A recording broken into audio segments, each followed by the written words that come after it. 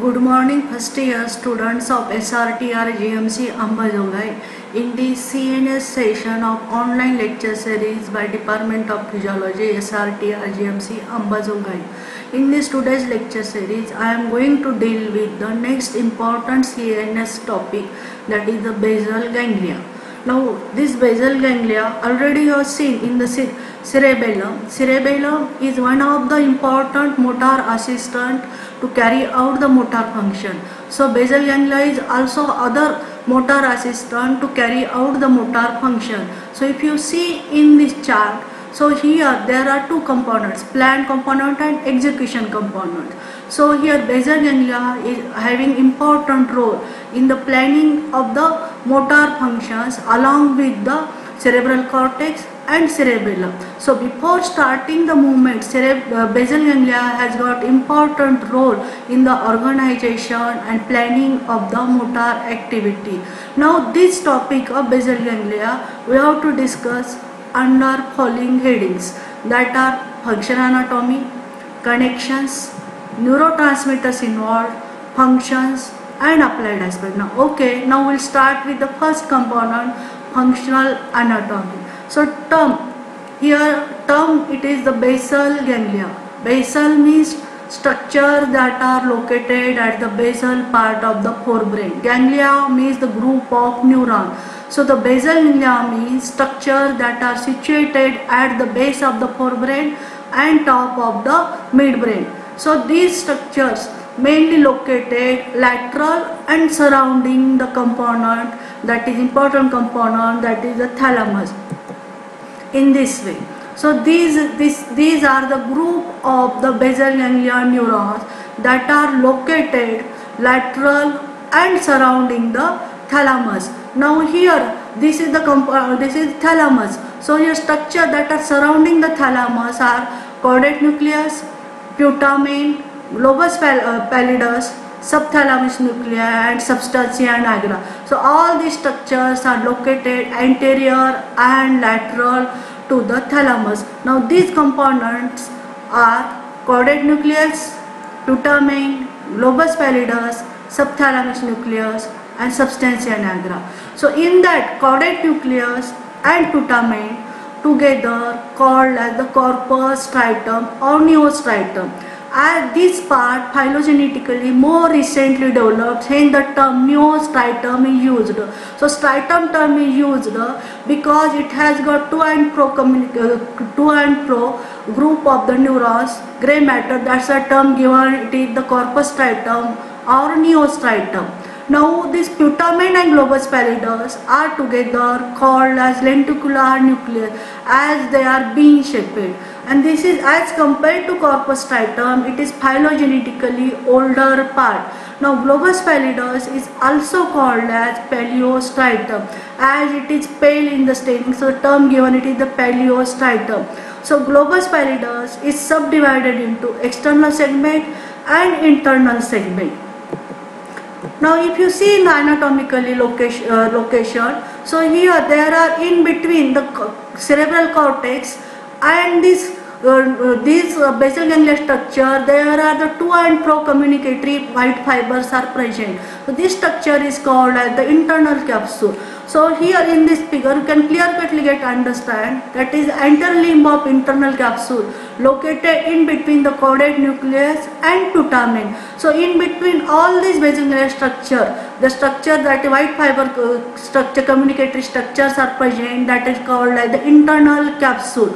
So structure, if you see this caudate nucleus has got large globular part that is called as head. So that head is continue with the one portion that is the tail portion, and that is terminated with one structure that is the amygdaloid nucleus. So this is all about the functional anatomy of thalamus. Now we'll shift to the next important part of basal ganglia, that is connection. So when you see the connections, so these connections we have to discuss under two headings, afferent connections and efferent connection. Now here in peculiarity about this basal ganglia structure, this corpus striatum act as the incoming station for all the efferent connections, and this internal segment of globus pallidus is act as outgoing center for all the connection. So first we will discuss the afferent connections. So in that first afferent connection is corticostriate projection, that is from cortex, ipsilateral cortex as well as from contralateral cortex, that is the corticostriate connection. Then next is thalamostriate projection, that are from thalamus to striatum.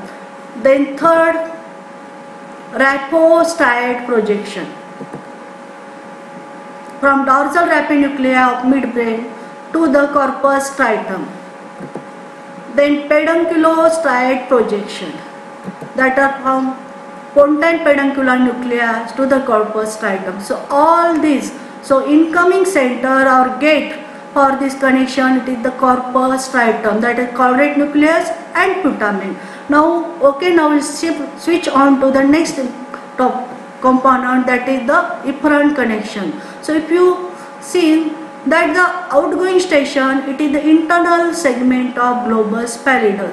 So the first connection, that from globus pallidus to thalamus, then to cerebral cortex, that is from globus pallidus to the thalamus and from thalamus to cerebral cortex. Then from globus pallidus to substantia nigra, again to the thalamus, and from globus pallidus to the brainstem structure, that are pedunculopontine nucleus and superior colliculus for the organization of the motor activities.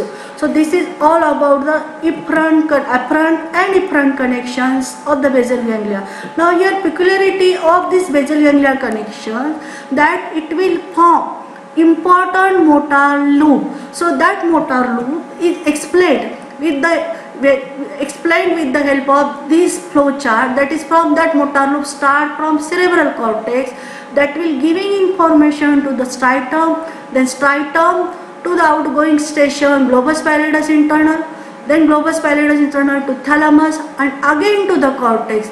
So this whole complete motor loop is formed. Now this peculiarity of this connection is that motor loop has got two components. So the incoming center, it is a striatum. So this incoming striatum is composed of two components, caudate nucleus and putamen. So in that motor loop, one type of afferent connections mainly making the entry via the caudate nucleus and other is making entry with the putamen nucleus. So automatically this motor loop characteristic feature is that there are two types of circuit, putamen circuit and caudate circuit. So one by one we will discuss that.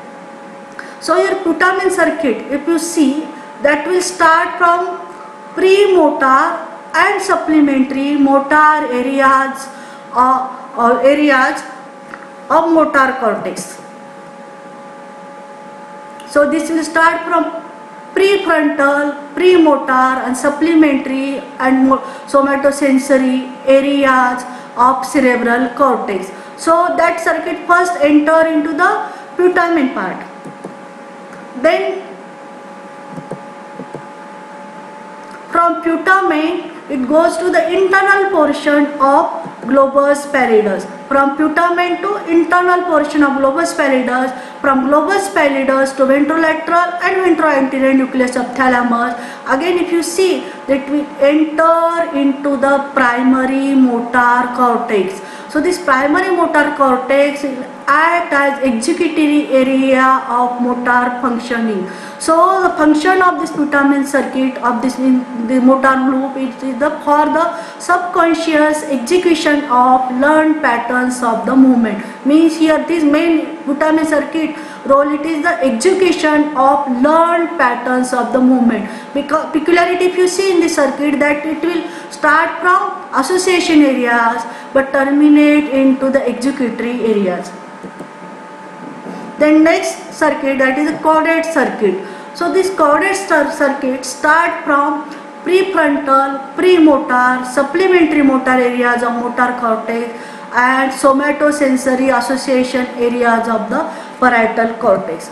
Here if you see this all these association areas having mainly more role in the learning and memory process, all that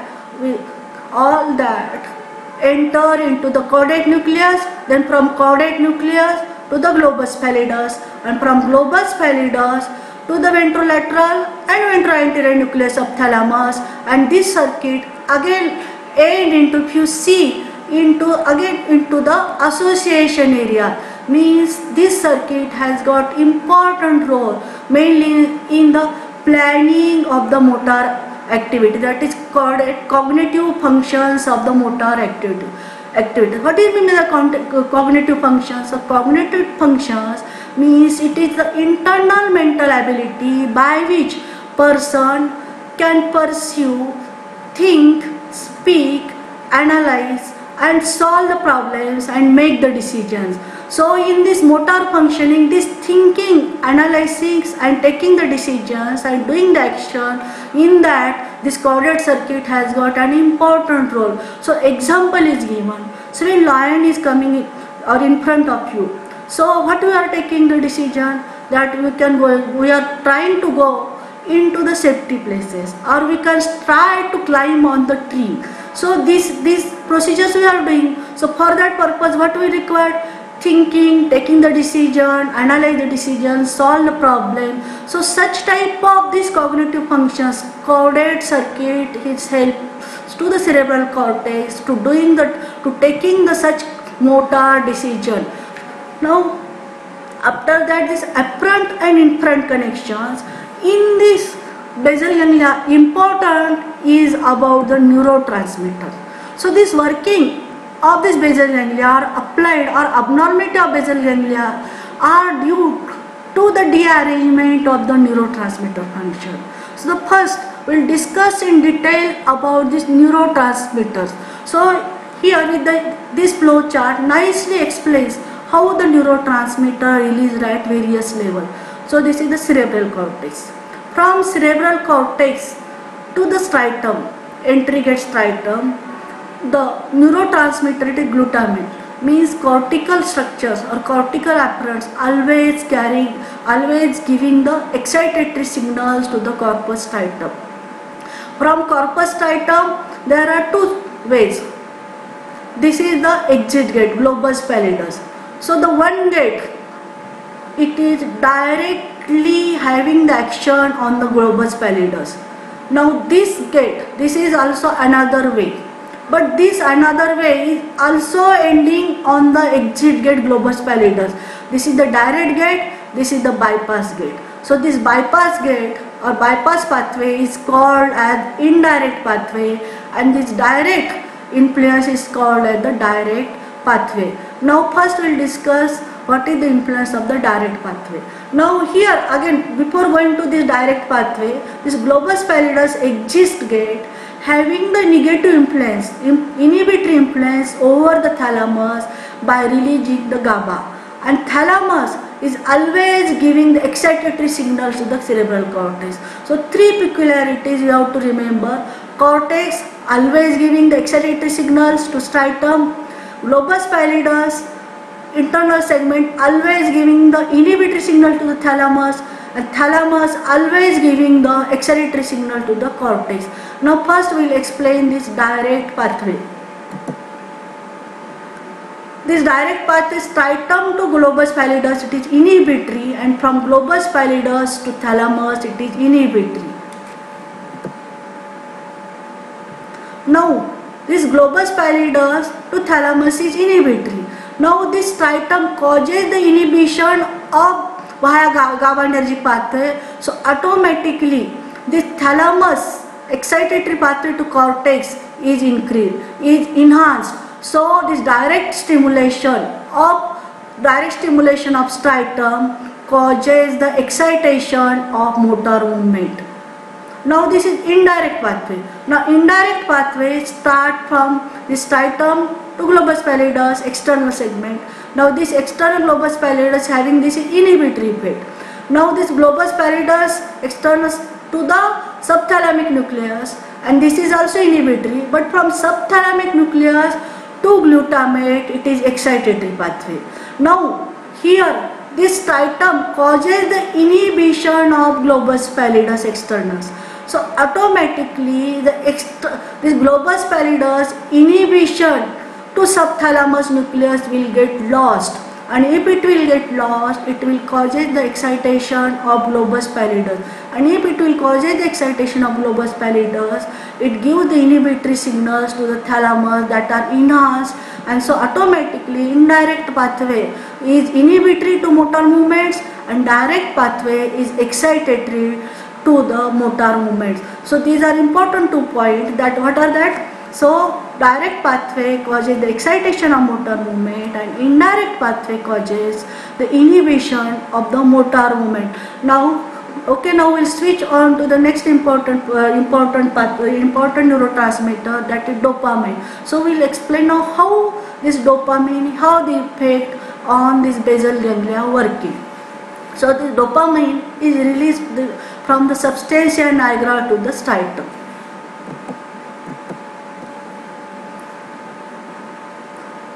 This dopamine, it has got 2 receptors, D1 receptor and D2 receptor. So via D1 receptor, it will causes the excitation of direct pathway. Via D2 receptor, it causes the inhibition of indirect pathway. So automatically via stimulation of direct pathway, it will enhances the motor activity or excitation of the motor activity, and by inhibition of the indirect pathway, it excites the motor activity. So normally what is the role of the dopamine in the basal ganglia function? So nigrostriatal dopaminergic pathway causes normally the excitation of the motor activity. Now after completion of these connections, now we switch on to the next important function, that is the important compound, that is the function. So before going to that, if you will see, this is now the summarization of the arrangement of the basal ganglia, that is the motor cortex to the basal ganglia, then from thalamus again to the motor cortex. This is other assistant, that is cerebellum. So important difference between basal ganglia and cerebellum. So basal ganglia is having motor lobe only with the cortex, but cerebellum lobe is also communicating with the periphery. So cerebellum acts as comparator, and it has got role in the movement, but it has got role, basal ganglia has got role before starting the movement to execute that movement properly. Now in that functions, peculiarities you must have to understand. Basal ganglia neuron discharge before the movements begin. Basal ganglia to thalamus to cerebral cortex, then to final pathway. So basal ganglia does not have direct connection with the peripheral part. So it will communicate to the peripheral part via the cerebral cortex by forming the loop. Now first important function of basal ganglia, cognitive planning of sequential and parallel motor pattern to achieve specific conscious goal on specific movement. So already I have explained with the help of the example of the lion. So internal cognitive high intelligent planning of motor activity, in that basal ganglia help the cerebral cortex to how to solve the problem, how to analyze the problem, and how to take the actions. Then next important function of basal ganglia, that is subconscious execution of learned patterns of the movement. Then next function, so basal ganglia activity increases during slow, steady, damp movement and silent in rapid saccadic movement. So basal ganglia activity is important during slow, steady and damp movement, but it is silent, rapid saccadic movement. That means that is continuous running, continuous walking, talking. In that the basal ganglia role is less. Important role is that of the cerebellum. So but slow activity, in the slow steady activity, basal ganglia has got an important role.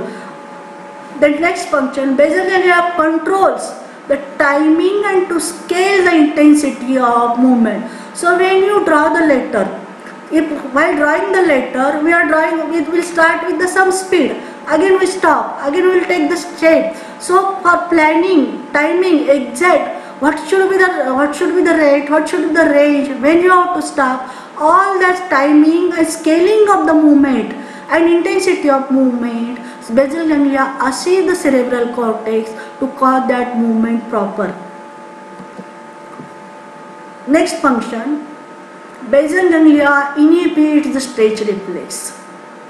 But this effect is via stimulating the brainstem stretch reflex center, means reticulospinal tract. It stimulates the inhibitory reticulospinal tract. Then next function, that is basal ganglia is responsible for control of normal, automatic and associated movement such as swinging of the arm during walking, and that are initiated by the motor cortex area 6. So when it is common observation, when you are doing the walking, what will happen? Our upper arm swing. Our upper arm swing continuously, our facial expression are changed, there are occur the sequential shoulder movements. All this is controlled by the basal ganglia. And here when there is basal ganglia regions, such movement, swinging of the arm, swinging of the shoulder, facial expression, all that get lost while doing the walking. The next function, the globus pallidus provides appropriate muscle tone for the performance of skillful movement. The next function, substantia nigra, is center for coordination of those impulses which are essential for skilled movement. Basal ganglia also act with the limbic system to regulate the emotional behavior. So all these are the functions of the basal ganglia. Now after that we'll shift to the applied aspect of the basal ganglia. Now this is the image by which, if you see, there is the basal ganglia lesions in the somatosensory association area. So while drawing the face, so automatically the person can't able to draw the face properly. He can completely unaware about the one part of the face because of the somatosensory association areas. Now in this applied aspect, basal ganglia lesions causes various diseases that are in the form of Parkinson's disease, chorea, acetosis, Huntington disease and hemibalismus. So Parkinson's disease means degeneration of dopaminergic nigrostriatal pathway, that we will see in the later on in detail. And what is meant by the chorea? Chorea means rapid, irregular, involuntary movements of the short duration. The chorea is due to the involvement lesion of the caudate nucleus. Next, acetosis means continuous slow twisting movements. This is due to the primary lesion in the lenticular nucleus. Then next is Huntington disease. Huntington disease means hyperkinetic choreoform movement and slurred speech and dementia. It is an autosomal dominant disorder. Then next is the hemibalismus. Hemibalismus means spontaneous attacks of incoordinated movements affecting the whole of the opposite side of the body. It is due to the damage of the subthalamic nucleus. Now we will shift to the detail about the Parkinson's disease. Now Parkinson's disease, it is mainly due to the lesion of the nigrostriatal pathway, that is dopaminergic pathway. This Parkinson's disease is common after middle age. So as age advances, so dopamine forming capacity decrease. If 80% neurons are degenerated, then Parkinson's disease occurs. There are also other causes that may that may be to the cerebrovascular accident. Now characteristic features of the Parkinson's disease. So here this Parkinson's disease is characterized by hyperkinetic disease as well as the hypokinetic disorders. So here these are in the form of bradykinesia, akinesia, rigidity, tremors, dyskinesia, freezing of the gait, dementia, depression, hallucination, sensory loss, sleep and emotional problem. Now here in this Parkinsonism disease, mainly there occur damage or abnormality at the level of the nigrostriatal pathway. So already I have explained This nigrostriatal pathway causes the excitation of the motor activity, and inhibition of indirect pathway means excitation of motor activity, that effect will get lost. So all the motor movement are get disorganized, and that are shown in the form of the mask like facial expression. If you see the swinging of the arms while walking, it is get lost. And here gait, when the person walks, that gait is typical gait, it is called as Festinant type of the gait. So person walks due to the hyperrigidity, person walks as drooping down as like to catch the center of the gravity. So this type of gait is called as the Festinant type of the gait. So here all the features are the combination of both the activity, that is bradykinesia as well as the hyperkinesia. Now here the important characteristic presence, it is the presence of the resting tremors. These resting tremors are wheel rolling type of the tremor present even the person is at rest. So this Parkinson disease is also called as the shaking palsy. So rigidity, tremors and akinesia are the three important characteristic features of the Parkinsonism. So the tremors are typical types, that are wheel rolling tremors, resting tremors are present. So this is all about the basal ganglia. So in basal ganglia today we have covered functional anatomy of the basal ganglia, what are the connections of the basal ganglia, then important in that we have covered the neurotransmitter, role of the dopamine, then next we have covered the various applied aspect of that. In that important it is the Parkinson disease, then Parkinson disease. Then in short also we have covered about athetosis, what is athetosis, chorea and hemiplegismus. Now thank you.